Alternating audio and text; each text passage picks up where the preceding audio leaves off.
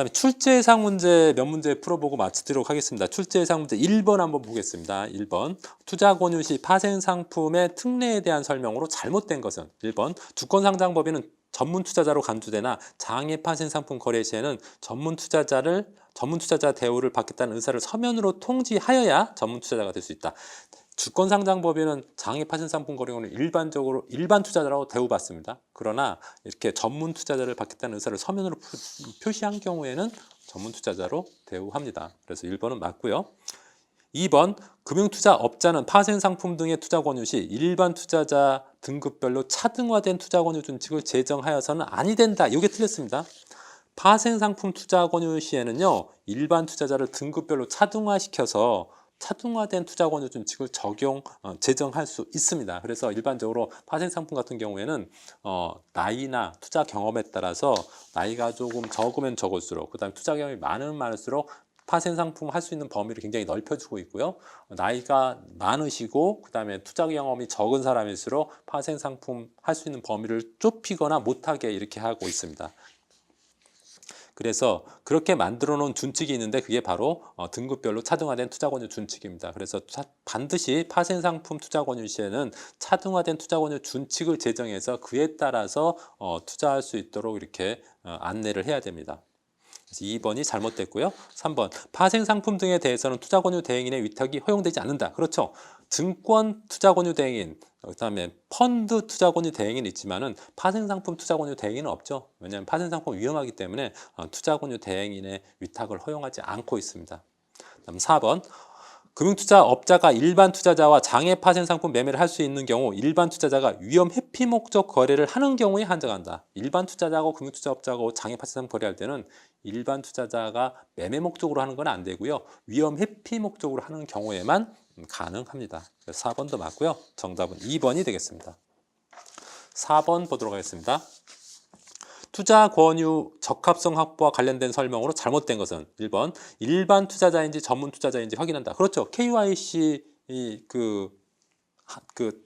KYC 그 진행 방법에 보면은 일반 제일 처음에 뭡니까? 투자 권유 여부를 확인하고, 두 번째로 일반 투자자인지 전문 투자자인지 확인하고, 그다음 일반 투자자이면은 투자자 정보를 확인하고 이렇게 하는 그 순서가 있죠. 그 중에 하나가 일반 투자자인지 전문 투자자인지 여부 확인하는 거죠. 그래서 1번은 맞고요.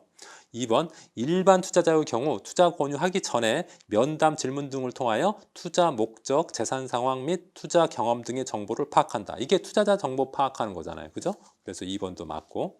3번 고객 정보의 파악은 대면뿐만 아니라 전화 등 사실상 기록 보관이 가능한 여러 가지 매체를 통해서도 가능합니다. 그다음 3번도 맞고요. 4번 일반 투자자가 자신의 투자 성향과 맞지 않은 금융투자 상품의 거래를 하고자 한다면 금융투자회사는 투자 위험성을 다시 고지하고 이를 다시 확인받을 필요는 없다. 아닙니다. 다시 고지하고 다시 확인을 받아야 됩니다. 그래서 적합성 그 원칙에 따라서 KYC 진행 순서를 보면은 맨 마지막에 고객의 확인을 반드시 받도록 하고 있죠. 그래서 다시 확인받을 필요 없다. 그럼 틀립니다. 7번 보도록 하겠습니다. 다음 중 일반 투자자로 전환될 수 없는 전문 투자자. 일반 투자자로 전환될 수 없는 전문 투자자라는 것은 전문 투자자이면서 절대적 전문 투자자를 말하는 거죠. 그래서 1번 주권상장법인은 상대적 전문 투자자니까 답이 아니고 2번 한국자산관리공사. 한국자산관리공사는 절대적 전문 투자자입니다. 그래서 해당이 되고요.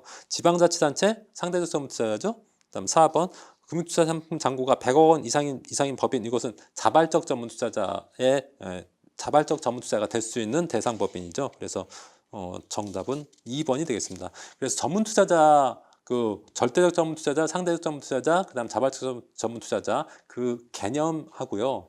어떤 투자자가 거기에 해당되는지 여러분들이 비교해서 꼭 공부하셔야 됩니다.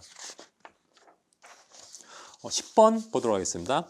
투자 광고 시 금지 행위와 거리가 먼 것은 1번 수익률이나 운용 실적이 좋은 기관의 수익률이나 운용 실적만을 표시하는 행위. 이거 안 되죠?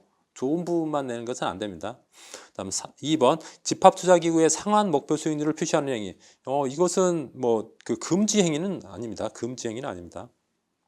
일반적으로 그 ELF 같은 경우에는 뭐 상한 목표 수익률을 표시하기도 합니다. 다음 3번 3호의 방법으로 발행하거나 발행된 금융투자 상품에 관한 내용을 표시하는 행위. 3호로 하는 이런 상품을 표시하는 행위는 안 됩니다. 광고할 때. 그다음 4번 여러 신탁 재산을 집합하여 운용한다는 내용을 표시하는 행위. 이것도 안 됩니다. 신탁 자산을 집합하여 운용하는 것은 집합하여 신탁 재산은 사실은 신탁 자산별로 따로따로 운용하는 거지 여러 신탁 재산을 집합하여서 운용하는 것은 안 됩니다. 그렇기 때문에 이런 내용을 표시하는 것도 되지 않습니다. 그래서 정답은 2번이 되겠습니다. 14번 보도록 하겠습니다. 금융투자회사의 재산성 이익 제공 및 수령에 대한 설명 중 잘못된 것은 1번 경제적 가치 3만 원 이하의 물품, 식사, 신유형 상품권, 포인트 및 마일리지 등은 재산상 이익으로 보지 않는다. 그러니까 3만 원 이하 정도의 재산상 이익은 그냥 허용한다는 소리죠. 2번 금전, 물품, 편익 등을 10억 원 이상 10억 원 초과하여 특정 거래 상대방에게 제공한 경우 공시 의무가 있다. 그렇습니다. 공시 의무. 그래서 어떤 한도, 인별, 회사별 한도 규제가 철폐된 대신에 공시 의무를 강화했다고 그랬죠. 그래서 2번은 맞고요. 3번 거래 상대방만 참가한 여가 및 여가 오락 활동 등에 수반되는 비용을 제공한 경우는 허용된다. 이거 허용 안 됩니다. 이런 경우에는 재산상 이익 제공으로 봐서 불허합니다. 규제하고 있습니다. 그래서 3번 틀렸고요. 3번이 잘못됐고요. 4번 금융투자 상품 및 경제정보 등과 관련된 전산기기 구입이나 통신 서비스 이용에 소요되는 비용을 제공하는 것도 금지됩니다. 어쨌든 이런 것도 재산상 이익 제공으로 본다는 소리죠.